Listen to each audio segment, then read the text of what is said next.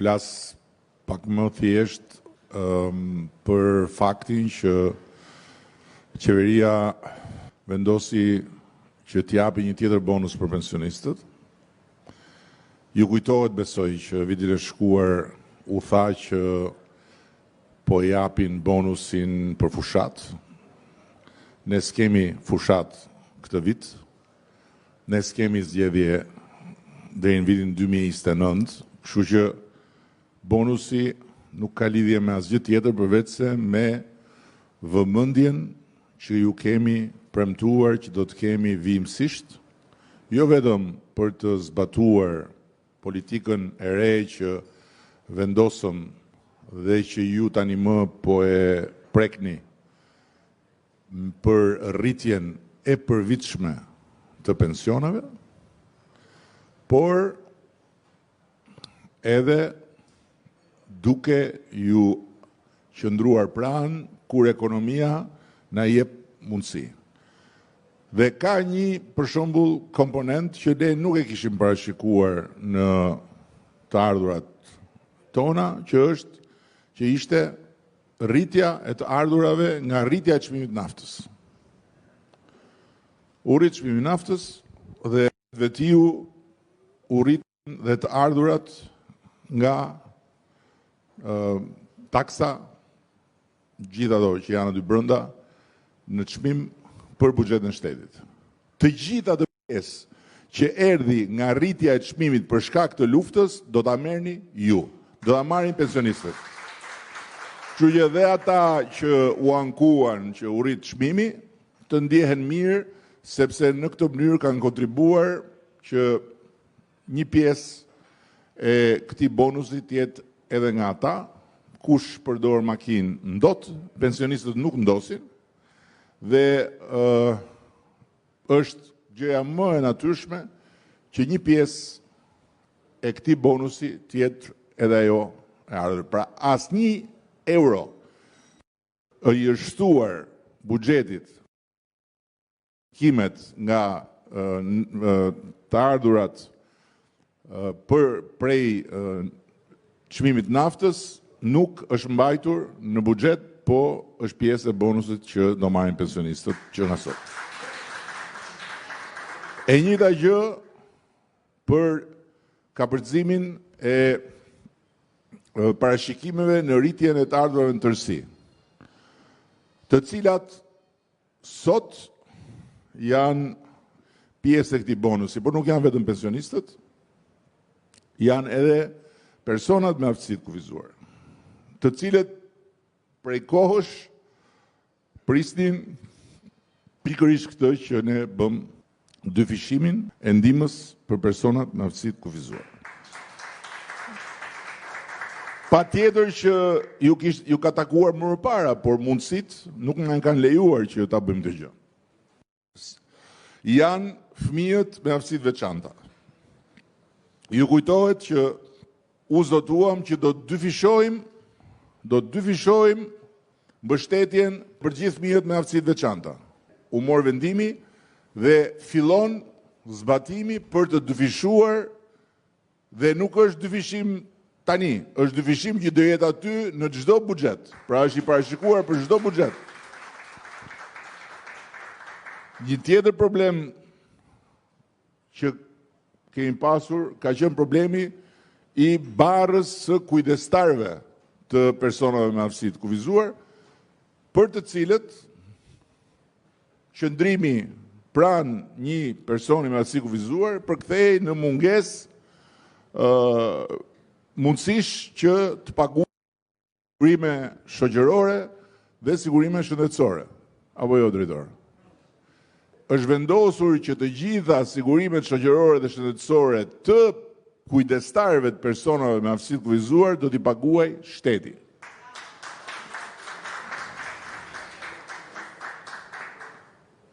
Rritja e ekonomisë na ka dhënë mundësi që duke rritur të ardhurat të rrisim garancinë sovrane, ta çojmë në 50 milionë euro, garancinë sovrane që qeveria shqiptare do të vendosi në dispozicion të gjithë atyre që kanë një biznes dhe që duan ta dyfishojnë. Flasim për bizneset të vogla dhe të mesme, nuk flasim për bizneset të mëdha.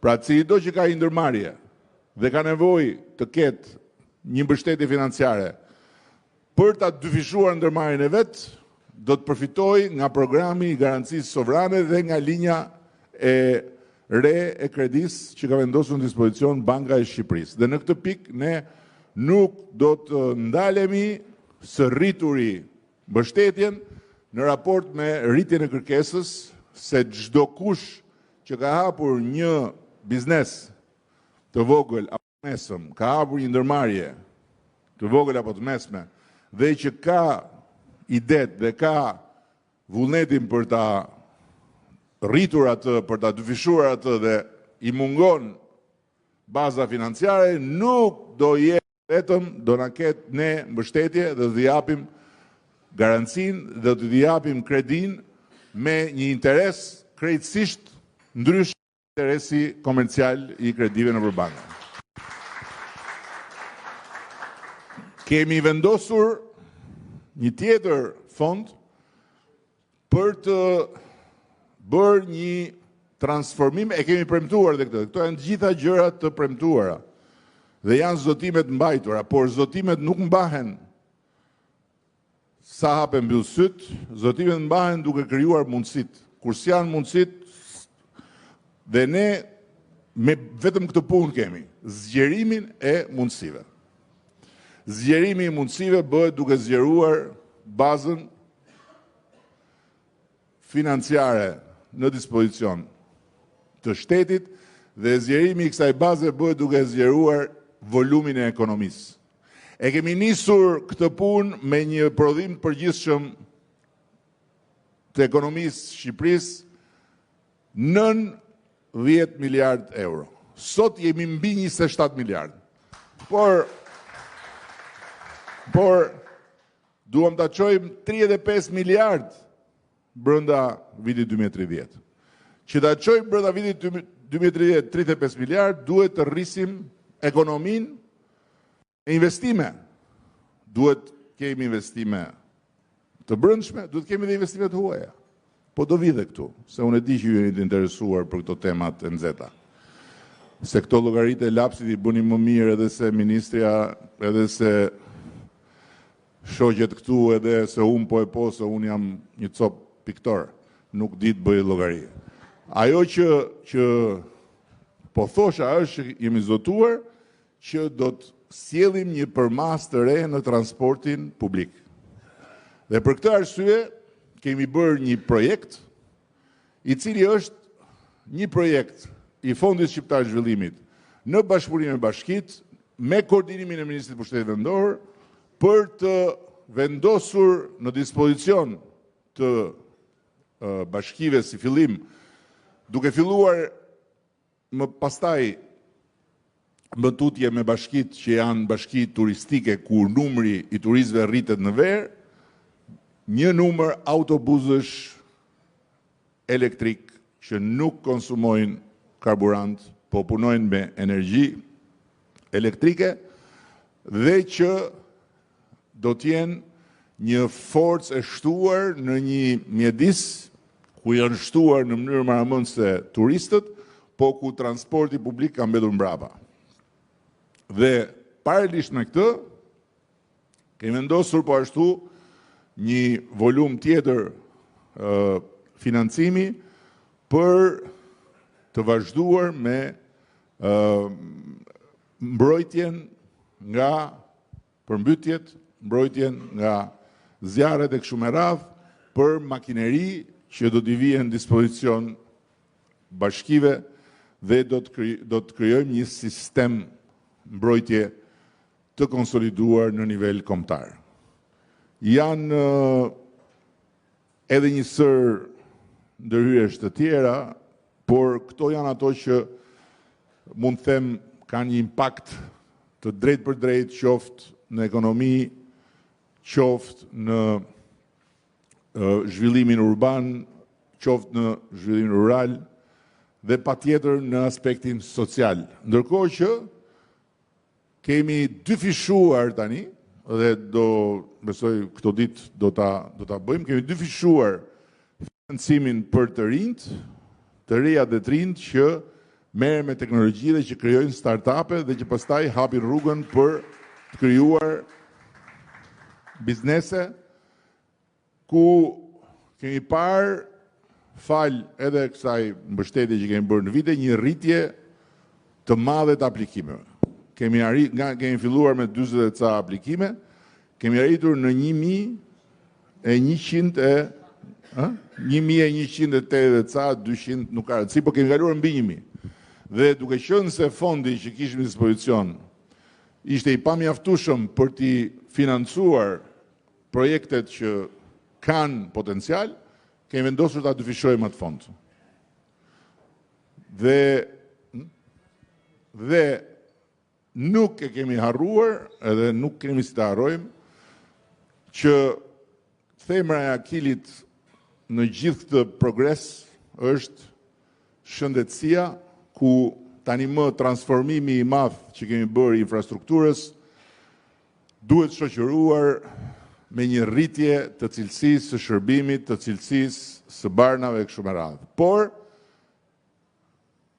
qysh se ndodhi ajo kriza e shëmtuar e onkologjikut, ne jemi fokusuar aty dhe me akti normativ kemi vendosur 15 milion euro vetëm për barnat onkologjike që do fuqizojnë kapacitetet e sistemit për të vazhduar, për të bërë më të mirën për kurimin e pacientëve. Dhe po ashtu një sër financimesh të tjera për shëndetësinë, në ndërkohë që po përgatitemi për të bërë një hop tjetër, gjithmonë në bazë të mandatit që kemi marrë, besimit që na është dhënë, edhe për gjitha ato zotime që e kanë krijuar besimin. Dhe do duhet të adresoj në mënyrë shumë agresive për 3 vitet e ardhshme domosdoshmërinë e rritjes së ndjeshme të cilësisë së shërbimit në sistemin tonë shëndetësor, dhe këtë do ta bëjmë me partneritete, kjo nuk bëhet vetëm. Do ta bëjmë me partneritete, sepse këtu po krijohet një konfuzion i madh. Këtu kemi rreth 1 muaj që dëgjojmë çuditëra shumë të mëdha, por unë nuk mendoj që i është lënë Shqipërisë dhe i është lënë shqiptarëve të rishpikin rrotën. Nuk mendoj që Shqipëria dhe shqiptarët kanë etje apo kanë uri për një tjetër eksperiment social dhe ideologjik se i kemi provuar në të shkuarën. Unë mendoj që ne duhet jemi të vendosur që të rrisim kapacitetet tona për të konkuruar me tjerët. Dhe nëse të gjitha vendet, të gjitha shtetet, shtete demokratike, mbretëri, autokraci, diktatura, çfarë të doni ju, të gjitha synojnë rritjen e investimeve të huaja, Shqipëria nuk mundet dot t'i konsideroj investimet e huaja kërcënim për sovranitetin dhe për integritetin territorial edhe për advetarin dhe patriotizëm nuk është të refuzosh investimet e huaja. Patriotizëm është të rrisësh kapacitetin ekonomik të vendit dhe të rrisësh volumin e të ardhurave në xhepin e pensionistëve, në xhepin e atyre që i shërbejnë shtetit dhe patjetër edhe në xhepin e bizneseve. Patriotizëm nuk është të mjaftohesh me çfarë është arritur sot, se nëse Shqipëria do mjaftohet me turizmin që ka arritur sot, Shqipëria do të bjeri në një tjetër hedek. Në hendekun që kanë rënë vendet që kanë mbetur peng i turizmit masiv. Turizmi masiv ne na ka dhënë një dorë të jashtëzakonshme për të hapur fjalën në mbar planetin që ky është një vend ku ja vlen të vish, ky është një vend ku ka mikpritje, ky është një vend ku ka bukurinë natyrore, për këtë. Por turizmi masiv vjen edhe me probleme. Me probleme që fillojnë nga rritja e stresit të sistemit për të mbledhur plera dhe për të përpunuar mbetje, tek stresi që krijohet në gjithë infrastrukturën dhe pa diskutim pastaj edhe tek fakti që gjithë energjia që vjen në dispozicion për të përballuar këtë volum të madh nuk përkthehet në një efektivitet të ardhurash. Vinë shumë njerëz dhe konsumojnë pak për atë masë që vjen. Ne na duhet më pak njerëz dhe më shumë para këtu. Por që të vinë më pak njerëz dhe të lënë më shumë para këtu, ne na duhet që të kemi infrastruktura mikpritje të një niveli tjetër. Se ata njerëz që lënë shumë para, duan tjetër nivel. Tani, gjithë farë lloj sharlatanësh, gjithë farë lloj delirantësh, gjithë farë lloj dështakësh që janë sprovuar në skenën publike dhe që kanë akumuluar një mllef shumë të madh, sepse ju duket se dështimi i tyre është për fajin tim edhe për fajin e qeverisë tonë, bëjnë teorira dhe i hedhin popullit gjithë farë lloj aguridesh që këto rezortet e luksit janë vetëm për ata që vinë, edhe shqiptarët janë jashtë sistemit. Kjo është një çmenduri, sepse ato janë fabrika që krijojnë lëvizje në ekonomi. Ato nuk janë sistemet mbyllura, që vinë njerëzit futen dhe ikin dhe si shef njeri. Mund mos i shohin, por ama gjithë ekonomia rreth e rrotullt vjen në lëvizje, sepse ato fabrika, në thonjza, po faktikisht ashtu janë, kanë nevojë për gjithë sistemin e prodhimit, kanë nevojë për fermerët rreth e rrotull, kanë nevojë për gjithë prodhimet vendase, kanë nevojë për gjithë sistemin e transportit rreth e rrotull, kanë nevojë për gjithë ata që peshkojnë, për gjithë ata që rrisin dhe trajtojnë gjën e gjallë e kështu me radhë. Dhe është e provuar dhe është në letra që ato lloj investimesh sjellin për çdo euro që lihet brenda hoteleve atje, 1.6, 2 euro krijohet jashtë. Por më shumë se sa të gjitha këto flet një fakt i thjeshtë fare. Shqipëria ka 27 miliardë e diçka euro ekonomi në vit total. Tani vjen një investim 4 miliardë në një ekonomi 27 miliardë. Është diçka masive, transformuese. Dhe patjetër që në ndërkohë këto kanë dhe një impakt tjetër. Këto hapin rrugën për të tjerët. Ndërkohë që nëse ti vë shelmin në fyt të parit, ti ke përzën të tjerët dhe çfarë ke bërë, i ke falur konkurrencës atë që mezi është bërë mundur që të vi ty. Këto janë çuditëra shqiptare. Çuditëra shqiptare të atij lloji shqiptari që Faik Konica e ka përcaktuar perfekt. Të fal çdo gjë, po s'të fal suksesin. Suksesin nuk ta fal. Çdo gjë tjetër ta fal. Sot më dërguan disa edicione të revistës National Geographic. në National Geographic, që është revista që merret me natyrën botërisht, Shqipëria në vitin 2013 ka qenë një tmerr. Fotografit e kafshëve dhe të shpendëve të vrarë, fotografit e gjahtarëve në lagun me zogjt e shtrirë. Ku ishin këta? Ku ishin këta? Kam problem këta me ndërtimet edhe me arkitektët edhe me bukuritë që po ndërtojnë këtu? Po pse s'kam problem këta me gjitha ato shëmtira që janë ndërtuar lart e poshtë si mos më keq? Po pse nuk shkojnë këta të ngrenë zërin për banor që nuk marrin dot akoma hipotekën sot, se i kanë lënë ndërtuesit pa hipotekë edhe janë zhdukur pa u mbaruar edhe pallatin dikur me vite e vite të tëra etj. Kështu që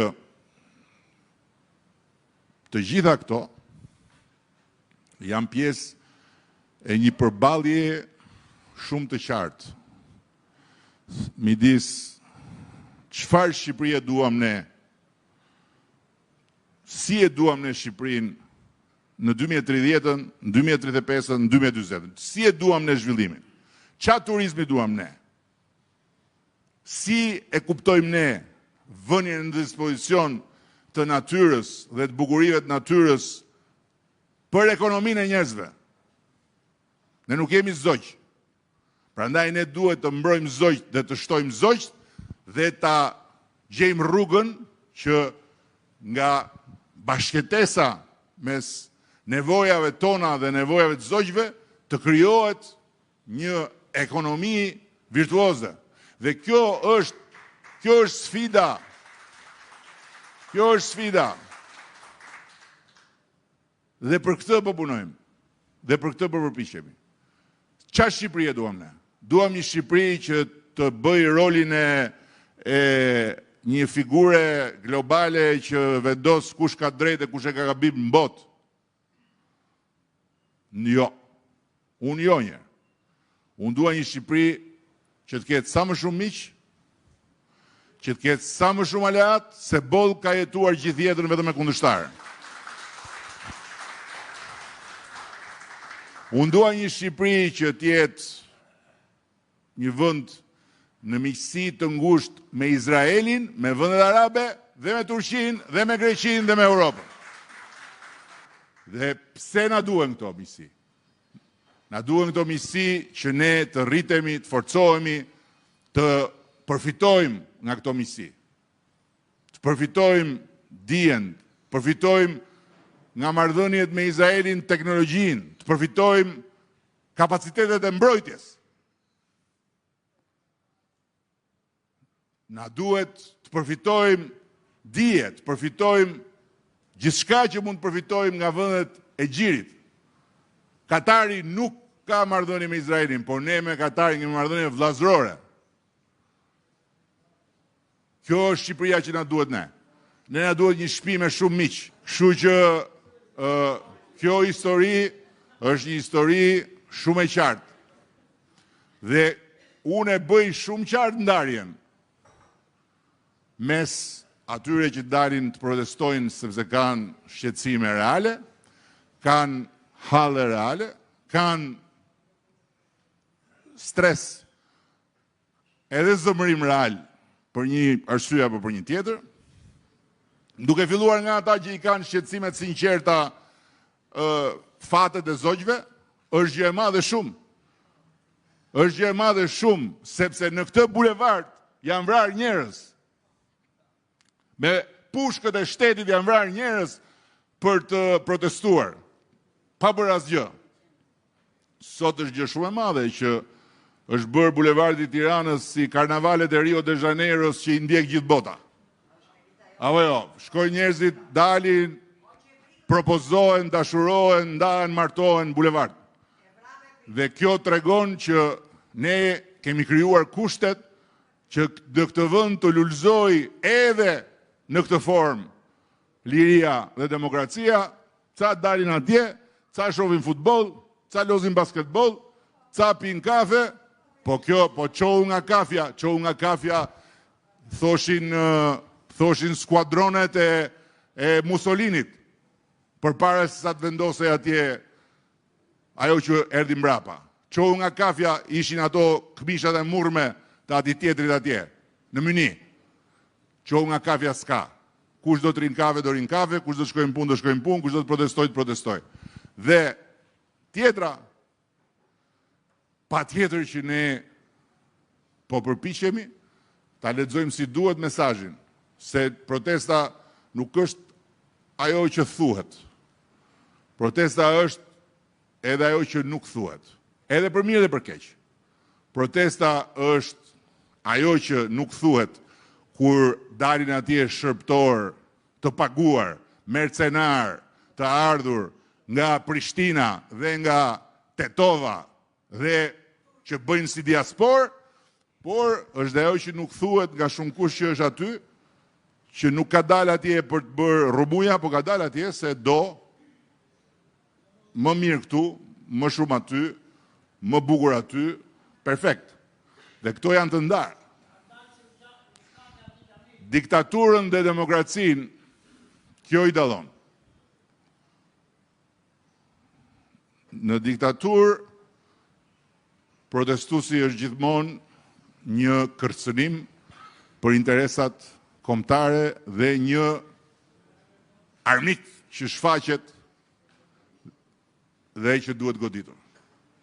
Sepse në diktaturë prezumohet që diktatori dhe qeveria dhe shteti kanë gjithmonë drejt. Në demokraci prezumohet ndryshe.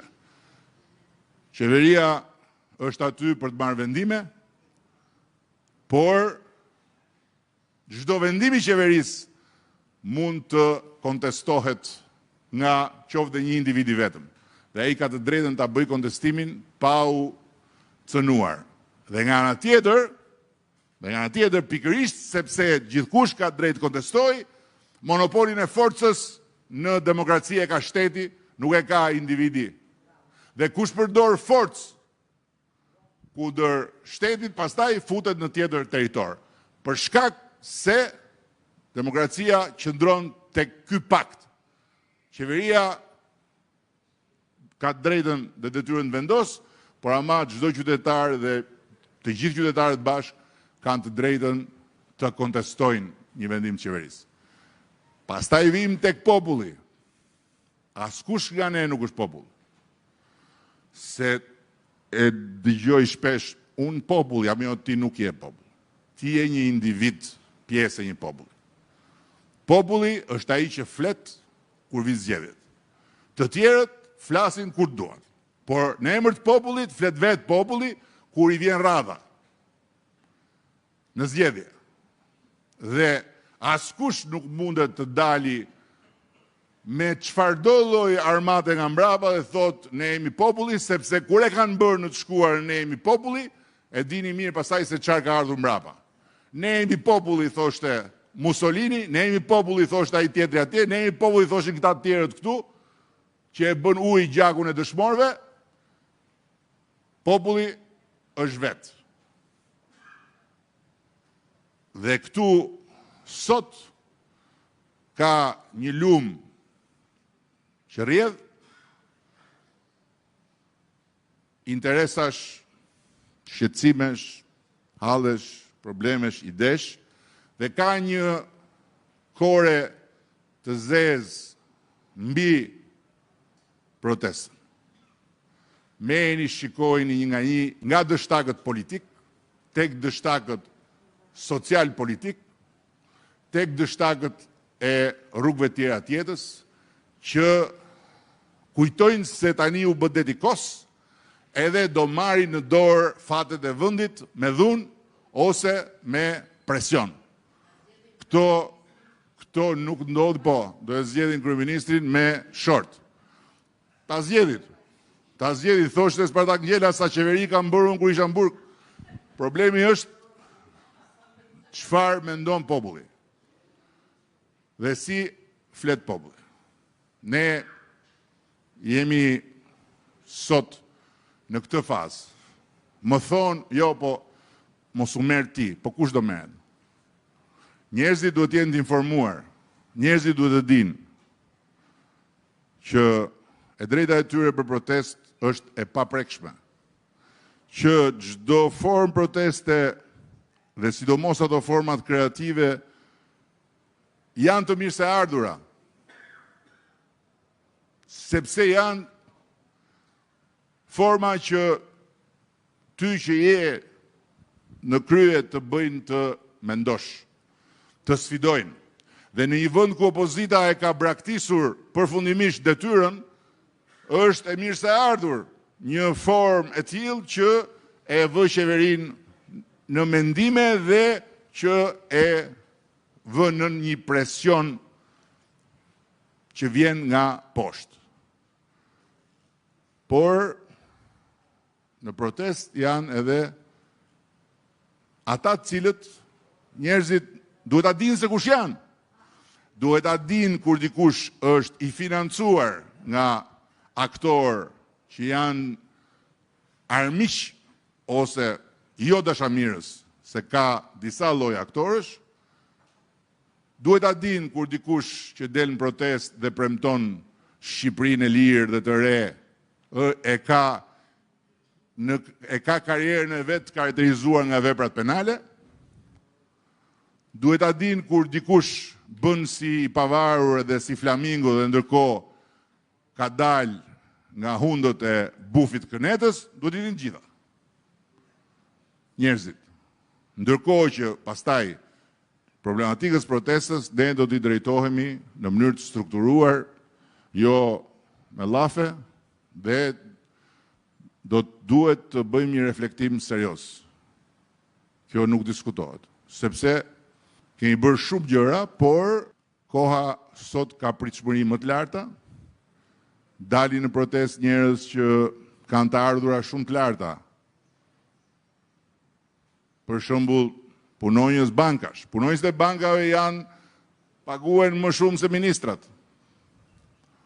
Dalin protest. Po ne nuk mund të themi jore pse dilni ju se jeni mirë. Ne duhet kuptojmë çfarë nuk shkon për ta dhe si mund ta adresojmë. Duhet të shpjegojmë më shumë, duhet të komunikojmë më shumë etj, por janë gjëra të cilat ne patjetër do t'i bëjmë gjitha këto. Se ne jemi Partia Socialiste, ajo që ne na ka mbajtur gjithmonë në këmbë dhe gjithmonë në formë është që nuk kemi pritur ne të na ndryshojnë të tjerët me forcë.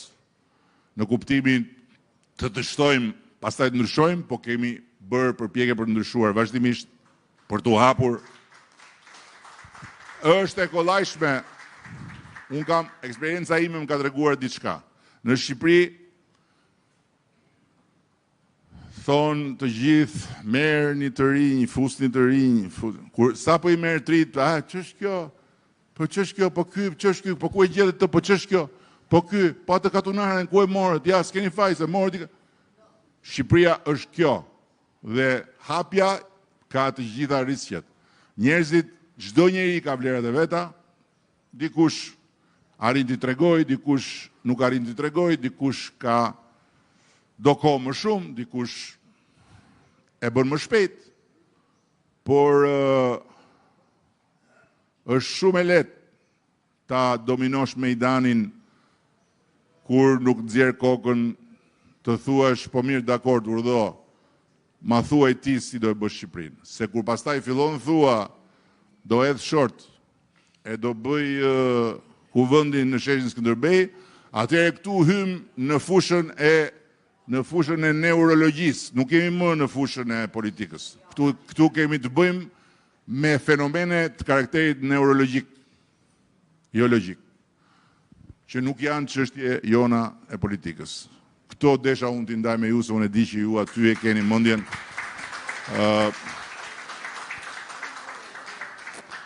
Dhe keni parasysh dhe i gjë tjetër, sepse ju thanë vjet që dhe këta thonë që qeveria e Edi Rama, Partia Socialiste kapet mbas pensionistëve se ata i ka kështu kollaj. Në fakt, Të vetmit që i bien lapsit në Shqipëri janë pensionistët. Këta që i bien në Instagramit me gisht, nuk e di deri në çfarë pike arrin të logjikojnë, por vjet ju than bonusi i pranverës është për zgjedhjet. Pastaj ju than do ju avurisin, por nuk do ju japim bonusin e fund vitit. Tani unë po ju them që bonusi që keni marrë dhe do merrni në ditën e vijim është vetëm rezultati i 6 muajve pozitivitet i ekonomisë. Nuk ka lidhje fare me të tjerat dhe bonusin e fund vitit e keni aty te Banka e Shqipërisë. E keni aty dhe aty keni fondin tuaj, gjithë çfarë do vi vitin e ardhshëm do vihet aty, gjithë çdo vi vitin tjetër do vihet aty dhe ju kam thënë, janarin e ardhshëm do dyfishohet shtesa e janarit këtij viti. Janarin e 2028-s do trefishohet. Janarin e 2029-s do 4 fishohet shtesa dhe në janarin e 2030-s do 5 fishohet. Dhe pastaj në 2031-shin do hidhni short pastaj. Deri atëre jemi e thoshte Lore Boriçi i madh, shiu ka punën e vet, ne kemi punën tonë. Ne jemi sot në një pozicion ku realisht duhet jemi krenar edhe për mënyrën se si protestohet, edhe për faktin që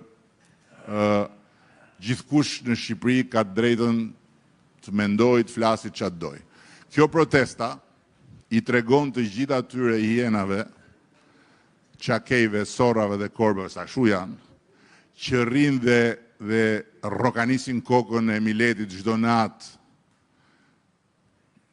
që këtu është demokraci, këtu nuk ka autokraci. Këtu nuk ka rrahje protestuesish paqësor. Kur ti shkon atje, një grup për të ushtruar presion fizik mbi deputetët, aty pasaj jemi në të tjera territore. Po ata që bëjnë këtë nuk kanë lidhje me flamingot. Flamingot janë paqësor. Dallimi midis flamingove dhe sorrave e korbave është flamingot janë paqësor, ndërkohë që sorrat dhe korbat janë të dhunshëm. Kështu që ne me flamingot do t'i trajtojmë me shumë respekt dhe me shumë vëmendje shqetësimet dhe do bëjmë më të mirën e mundshme. Me sorrat dhe korbat ne nuk kemi çfarë bëjmë fare. Në fund ata përsëri do jenë të humbur dhe siç u mlodhën kokra dhe bën këtë tufën e zhurmshme, do shpërndahen kokra dhe do vazhdojnë të bëjnë atë krakran e zakonshëm. Shqyqy që të kam përballë dhe shumë afër. Të kam adhuruar vetëm për atë që t'i vrave një frikë që shqiptarët e kanë jetuar me vite, që në kohën e Xhaxhit, në kohën e Salës, dhe të them të drejtën unë i kam jetuar këto vite, këto breza.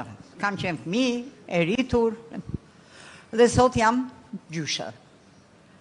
Unë të falenderoj shumë se ke bërë një vepër shumë të madhe për këtë. Ndërsa, po e nis që nga pensionet. Në kohën e Salës, i nxori të gjithë intelektualët. Mona e përmend. Aman, keqen, jo. Dua të bëj një parantezë. Mona e përmend. Jo, dua sepse. Jo, bëj, po mona e përmend. Na thuaj në kohën e kaluar e marrin vesh për këtë. Mona e përmend. Se vetëm një. Jo, më dëgjoj, nuk do ta zgjat shumë. Ai nxori gjithë intelektualët me pensione shumë vogla. Mjek, mësues e të gjithë. Unë kam dalë me pension të vogël në vitin 14, por në bazë të rrogës që kishim 490, ashia ke bërë 800.000 rrogën mjekve. Do me thonë, ja ke dyfishuar rrogën mjekve.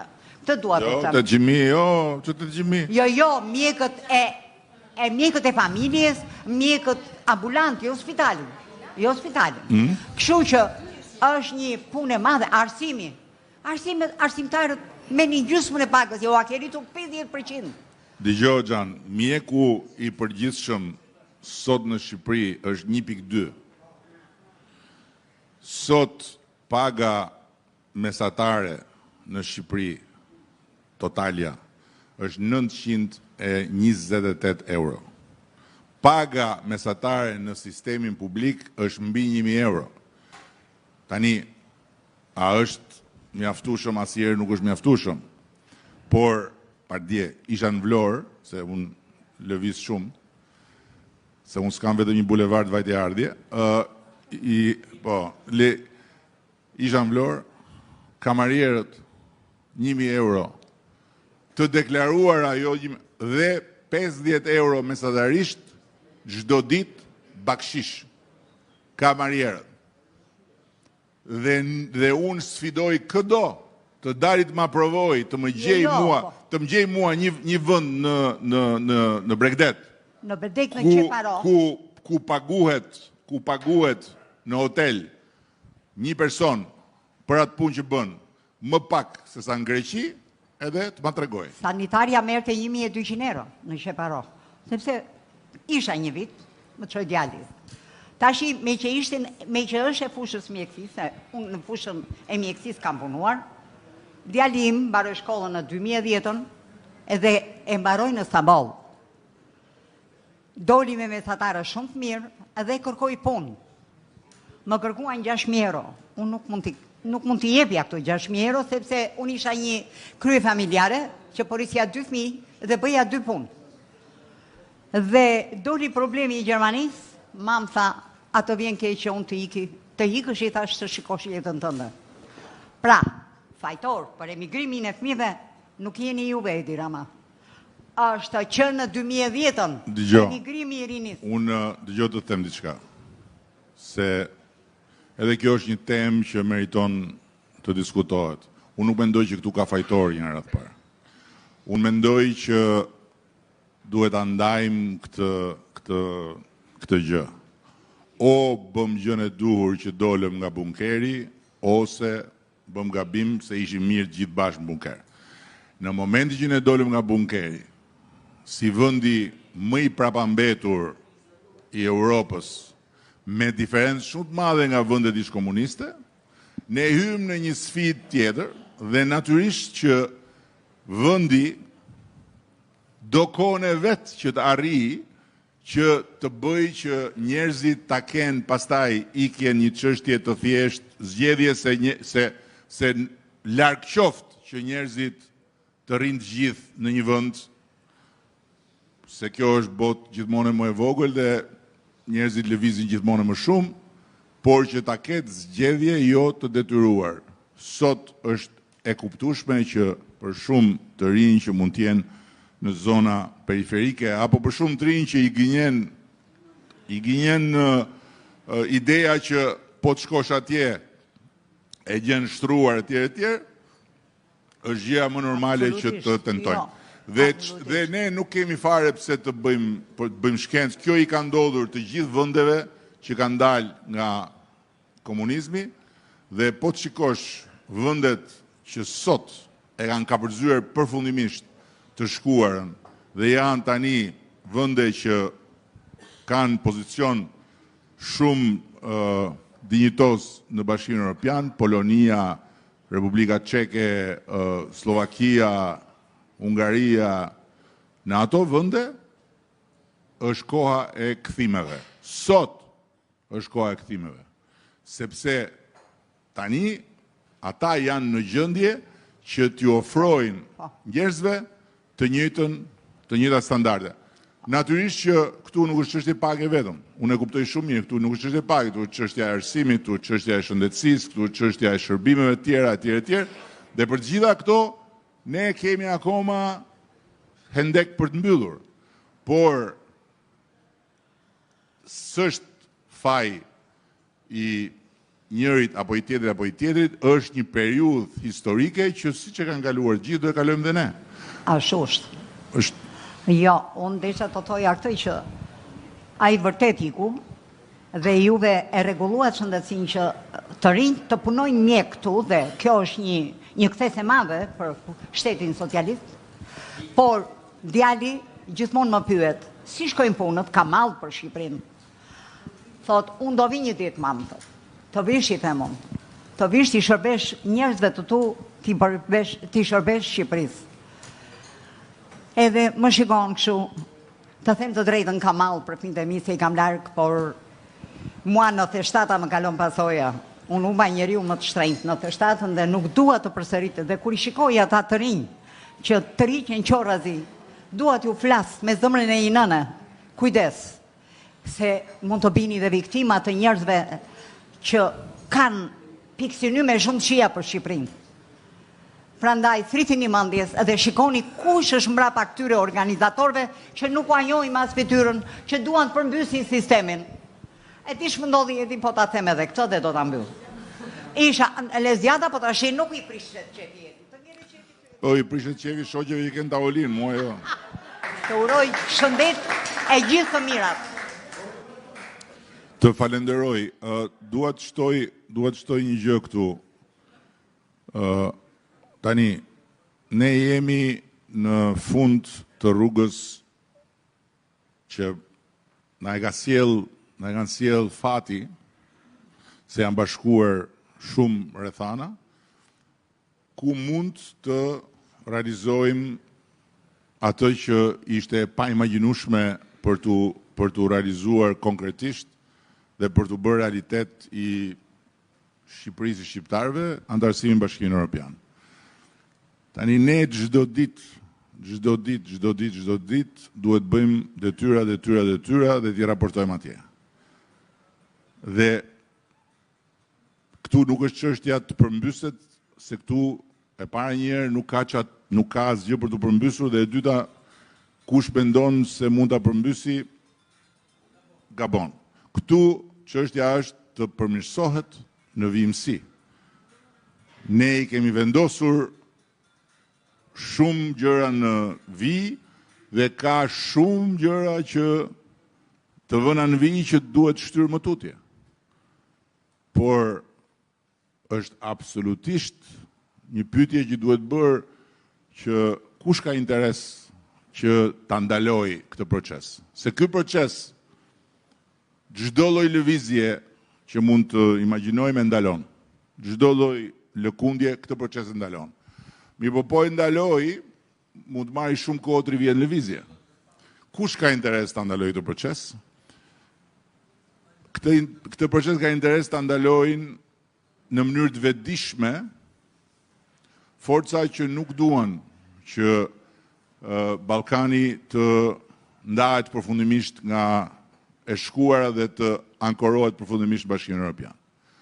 Por këtë proces duan ta ndalojnë dhe shumë delirant dhe shumë sharlatan, nga këta që bëjnë dhe sikur kanë lidhje speciale me BE-n, që nuk duan të dinë fare për kostot e këtij procesi. Pra, pleshta që duan të nxisin popullin që për interesat e tyre të djegi organin komplet. Nuk do ndodhi, se s'ka që ndodhi, por ajo që unë përsëris është të ndahet mirë, dhe ne jemi të parë që duhet të bëjmë të gjë, të ndahet mirë pjesa e pastër, ka të drejtë, s'ka të drejtë, kjo është temë tjetër. Por që ka të drejtë absolute gjithkush që të jetë i paknaqur dhe që të protestojë, kjo nuk diskuton. Pastaj, në garën e paknaqësisë ndaj gjërave që nuk shkojnë, unë jam i gatshëm të futem edhe mund të fitoj. Sepse ndryshe nga ata që e shohin nga larg, unë e shoh nga brenda dhe unë e di shumë mirë që sa gjëra nuk shkojnë. Dhe i shoh. Por ndryshe nga ata duhet t'i rregulloj dhe jo thjesht t'i konstatoj edhe të bërtas. Nuk është ky, janë të ndara rolet. Ndërsa për ata që pastaj janë ajo korja e zezë që ka mbledhur bashk, ata që janë në për ekrane, ata që janë në për portale, ata që janë në për lloj-lloj situatash tjera, është një lloj e keqe që Shqipërinë e ka ndjekur historikisht. Ndryshojnë emrat, ndryshojnë fytyrat, ndryshojnë kohët, po ajo e keqe është aty gjithmonë si mallkim që e ndjek nga mbrapa dhe që e ka penguar Shqipërinë në momentin e caktuar të marrë vendimet e duhura ose që e ka detyruar të shkojë mbrapsh. Ajo nuk ka për të ndodhur. Kjo është pak po e sigurt. Por ajo që duhet ndodhi është që energjinë pozitive që ka në një masë të konsiderueshme kjo protesta, ne ta kanalizojmë në të mirë të vendit dhe në funksion të atyre gjërave që njerëzit me shumë drejt nuk ka asnjë diskutim këtu. Unë dëgjoj shumë një përmirë më si ka mundësi, ju i keni njerëzit aty edhe ata dalin protestojnë. Kjo është për ne krenari, nuk është turp. Është krenari. Kjo është liria. Si që është krenari për ne, edhe pjesa e luftës kundër korrupsionit. Këta kujtojnë se në vënë pozitë vështirë kur thonë shiko se spagu atë punë nga, për atë punë e kemi vendosur, e kemi vendosur që do atë bëjmë, e kemi mbështetur, e mbështesim e tjerë atë punë nga spagu. Kjo tregon që ajo që ne kemi bërë ka qenë e vërtet, nuk ka qenë me gjasme. Sepse i kishim atëhere të kufizuara forcat, se nuk kishim votat që kemi sot, dhe e shtym këtë punë përpara dhe i tërhoqëm gjithë mbrapa nesh. Sot i kemi të gjitha votat që na duhen nëse nuk do ishim të lumtur fare dhe nëse nuk do donim që kjo gjë të ndodhte, për ta kthyer me kokë poshtë, por nuk është absolutisht kjo diçka që ne na shkon në përmend, sepse ne jemi këtu jo thjesht për të qeverisur. Jemi këtu për të lënë mbrapa një shtet europian në Bashkimin Evropian. Nuk jemi këtu thjesht për të qeverisur e për të shtyr kohën në qeveri, po jemi për të vendosur gur që nuk lëvizin më.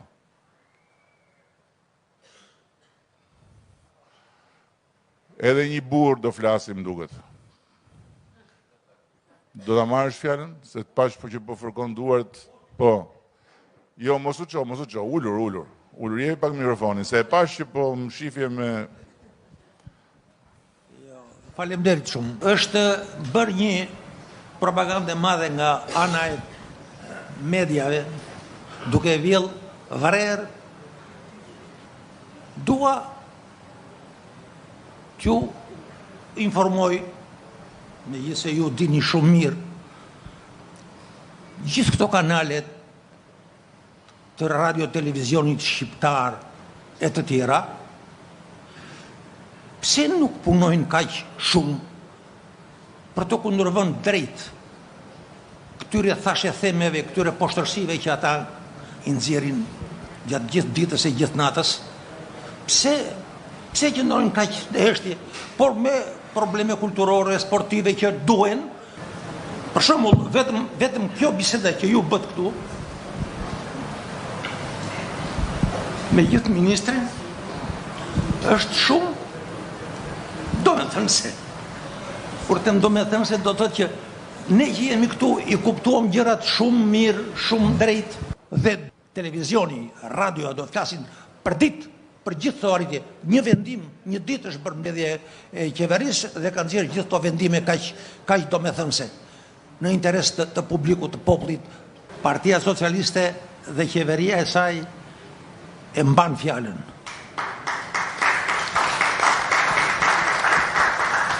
Ju faleminderit. Tani, edhe kjo era dhe televizionit shqiptar prap është diçka që tregon që këtu ka shumë liri.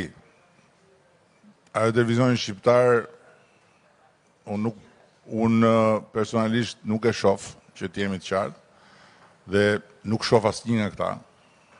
nuk është sekret, nuk i shoh fare. Sepse nuk kam kohë të shoh televizor dhe kur më jepet mundësia të shoh televizor, e kam për filma ose për sport, jo për këta. Sportin e këtyre unë e kam parë, ja kam pirë dhe lëngun, edhe të vazhdojnë. Por, një gjë e di unë, për shembull, që një nga zërat më të qerë për cilat fole, qirret sepse ka probleme mëdha me ligjin edhe me shtetin. Probleme mëdha me ligjin dhe me shtetin, që duhet i zgjidhë drejtësia.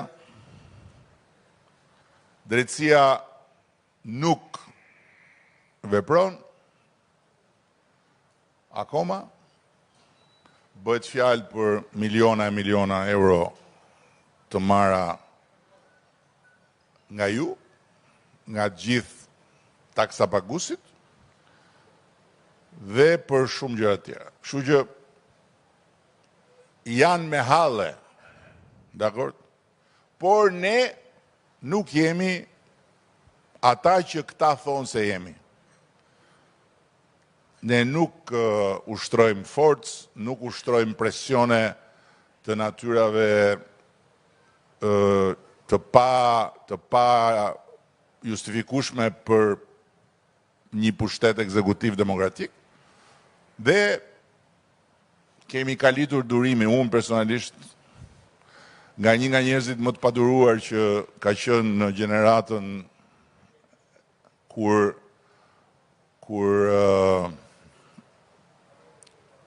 krijoja probleme, jam bërë një nga njerëz më të durueshëm sepse duhet durosh. Duhet bërë puna, duhet parë objektivi, duhet parë ajo maja që duhet shkojmë, nuk duhet shfokusuar shumë. Dhe duhet ndihmuar njerëzit që të ndajnë në këtë situatë, të ndajnë veten me gjithë të drejtën e tyre që kanë për të qenë pa kënaqur, për të qenë zemëruar, për të qenë në protestë, jo fizikisht atje, dhe bëjnë mirë që nuk po shkojnë më atje, se atje ka vetëm halle. Ka vetëm halle që mund krijohen, i keni parë vetë, lloj fytyrash problematike me të shkuar shumë të errët, por që janë shpirtërisht pjesë e kësaj gjëje. Duhet ndarë këta me ata që kanë, dhe është e çuditshme si janë bashkuar të gjitha llojet e çudirave atje. Që nga ata lunatikët neo-marksist, tek ata që janë neofashist. Se nuk